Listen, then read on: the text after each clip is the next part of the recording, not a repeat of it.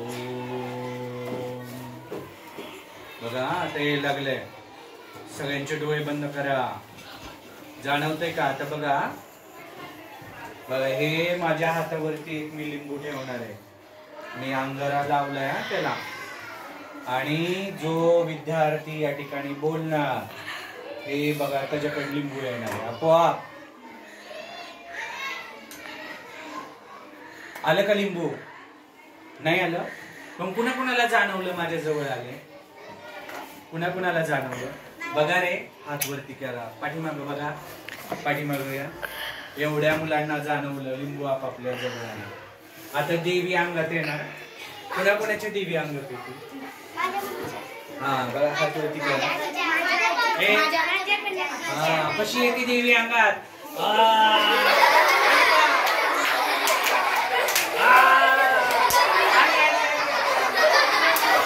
माझ्या पण अंगात आली. आली का रे? आली ना? हे लिंबू कसं असतं रे? कसं असतं? गोल गोल असतं. आपण जर खाल्लं कसं लागतं? नक्की ना? याच्यामध्ये कोणतं जीवनसत्व असतं?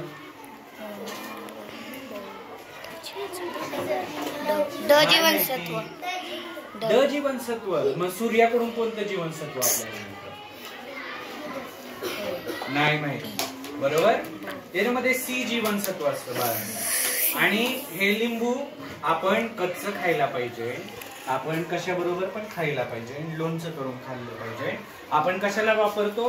आम्ही वापरतो या ठिकाणी तांत्रिक मांत्रिक गंध हे ते असं लावतो.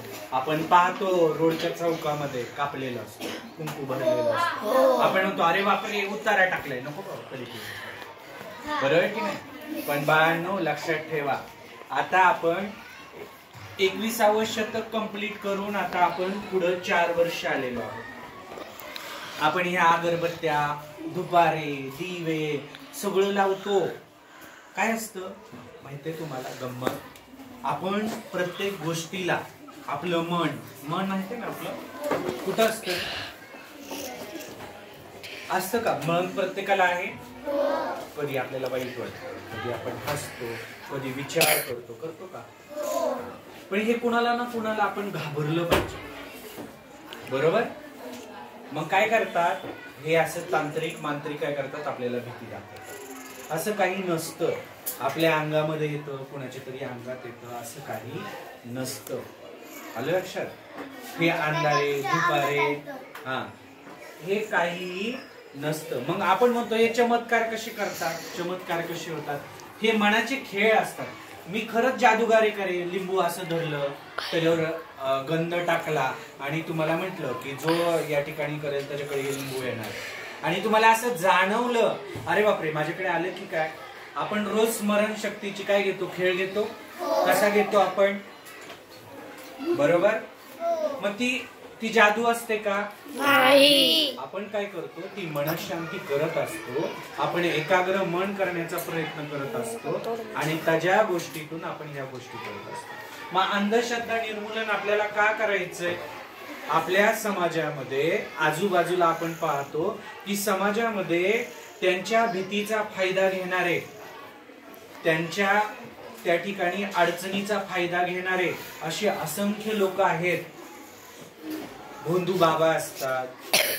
मग ते काय करतात? आपला त्या गोष्टीचा फायदा घेतात. आपण कोणत्या तरी दुःखात असतो, विचारात असतो आणि त्याचा काय करतात? ही लोक फायदा घेतात आणि आपल्याला काय करतात? फसवतात. आपला जीव पण जाऊ शकतो. मग काय करायचं? आपले पैसे पण व्हेरी गुड. आपले पैसे पण जातात. घेतात ना? मग अशा या लोकांना आपण पैसे द्यायचे का? नाही. कुठं उतारा बितारा टाकला असेल घाबरायचं का? नाही. अजिबात घाबरायचं नाही. कुणाच्या अंगात येत असेल म्हटले दक्षिणा ठेव बाबा, तू मार्क खूप पडतील, त्यांना द्यायचे का? नाही. आता माझ्या अंगात आलं होतं का? नाही ना. देव असतो, तो मानणाऱ्याकडे देव असतो. मी म्हणत नाही देव मानू नका, मी त्यातला पण नाही, पण करा. पण एक भावना ठेवा आपल्या मनामध्ये. आपल्याला फक्त आपल्यासाठी देवासाठी, आपल्या फॅमिलीसाठी, त्यांच्यासाठी आपल्याला करायचंय. बाकी दुसऱ्या गोष्टी करायच्या का? टिंगल्या बाहुल्यांमध्ये आपल्याला श्रद्धा ठेवायची का? नाही. त्याच्यामुळे एक संकल्प करा. आज आपण शिकतोय, आज आपण विज्ञानाला मानायचं आहे. मी त्या दिवशी तुम्हाला सांगितलं फॉस्फरसची गोष्ट सांगितली ना. फॉस्फरसच्या त्या याच्यामधून ज्या ठिकाणी फॉस्फरस, गंधक यांचे काय असतात, साठे असतात, त्या ठिकाणी कशाचे साठे, पाण्याचे, कोणत्या पाण्याचे साठे असतात? कुंड आपण त्यांना बनवलेले, गरम पाण्याचे, बरोबर की नाही? आणि आपण म्हणतो देवाची कृपा झाली. आहे का तसं? नाही. त्याच्या पाठीमागे विज्ञान आहे आणि ते आपण मान्य केलं तर आपल्याला कळेल.